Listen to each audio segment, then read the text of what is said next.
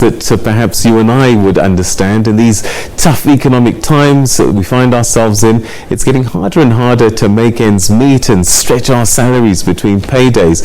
Perhaps now more than ever, we need to get our finances in order, but most of us just not sure how to do it.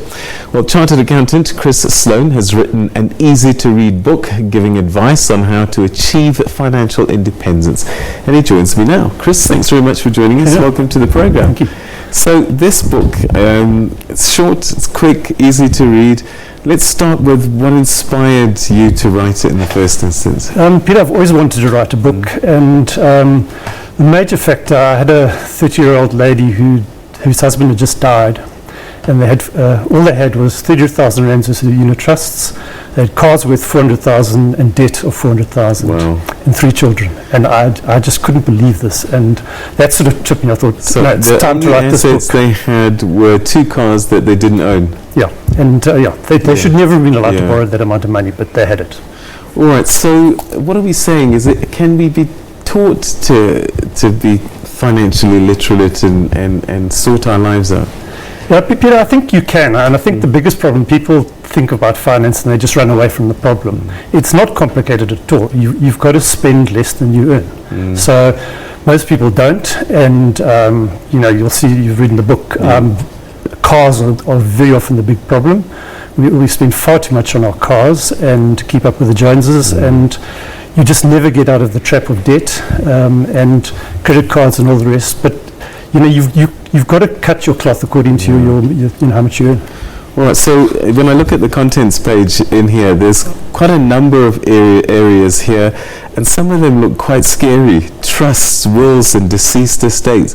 Now, this sounds like something for the rich, but it's not really, is it? Everybody needs a will. I regularly get people who might have a 30,000 rand investment and they haven't got a will. And it's a very simple thing. A will can be a 4-paragraph document. But to get the money out the insurers or to get your funeral policy paid out, it becomes a mission. So, nobody likes to talk about death, but we should all deal with it. All right, so who should pick up this book? I mean, is it anybody, any age? Anybody, any age. You'll see a major thing in the book is to try and start saving as young as possible. If you try and start planning for your retirement at 55, you're going to battle. I do various figures, but if you start saving 1,000 rand at 25 and you carry on to 65, with a 10% return, you'll have something like 5 million in the bank at 65. Obviously, you'd have to take account of inflation, but the later you start, the more difficult it is. And a lot of people watching this might think, well, it's too late. It's never too late. But I think the big thing that you really got to look at your expenditure, because most people can't increase their income, short of taking moonlighting jobs.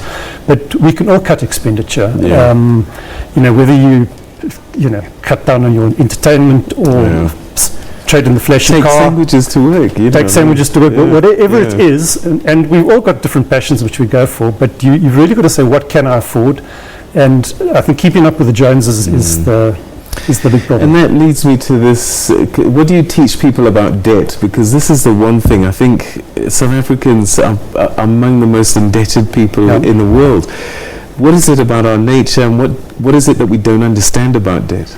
Well, Peter, I think it's a lot of the consumer stuff we see on TV. Every 5 minutes there's an advert for a car telling you how much you're going to pay a month. That is on debt. So I think, look, let's be honest, you definitely buy a house, you have to take on debt. Pretty much most people have to take on debt to buy a car. But you shouldn't take on debt to, buy clothes or food. I always get irritated when you go to a supermarket and, you buy 100 rands worth of food and they say budget or straight. You shouldn't be allowed to put food on budget.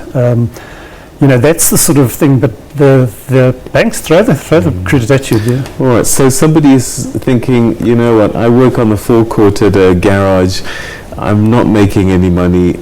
How can I be reading books like this? Look, it's very difficult for them. But, the guys working on the forecourts, I know, can earn 8, 9, 10,000 rand a month with tips. If they put away their 10%, the guy earning 100,000 has put away his 10%. The guy who earns 10,000 can probably live on that, but he must try and live on 9,000. So, he can put something away. But it's very difficult for the low level, I do agree, and probably this book is a little bit more aimed at people with regular salaries and things. All right, but you're donating all the proceeds to charity? Charity, yeah. I've sold about 450 books so far, so that's 45,000 for charities, yeah. All right, Chris, we're going to have to leave it there, but where can people look up? I've got a website, cbsbook.com. cbsbook.com. And all the details are there, and they can contact me on email and I'll send it to them. I can either, they can collect it, or I've got a system where we can do it by couriers through the postnet. That costs an extra R100, but the book costs R100, and that all goes to charity.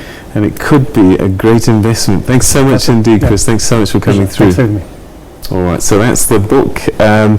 Use some common sense to build financial independence, something that perhaps we all should be starting to become literate about, our finances and getting into good habits. Otherwise, we will literally drain in the debt. All right, thanks very much indeed to Chris Sloane chatting to us there. Now, in news